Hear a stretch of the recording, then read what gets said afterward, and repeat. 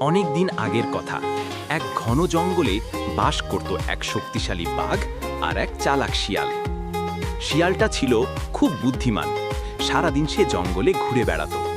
একদিন বাঘ শিকারি বেরিয়ে শিয়ালটাকে দেখতে পেল। এই শিয়াল, তুই তো খুব মোটা, তোকেই আজ আমার খাবার বানাবো। তুমি জানো না আমি কে? আমি রাজা।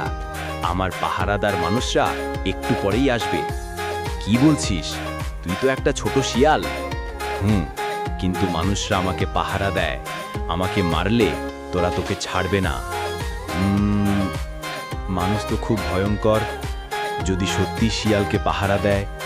এই সুযোগে শিয়াল ফাঁক দিয়ে পালিয়ে গেল আর বাঘ বোকার মতো তাকিয়ে রইল। বাঘ বুঝতে পারল ওর সঙ্গে চালাকি করা হয়েছে।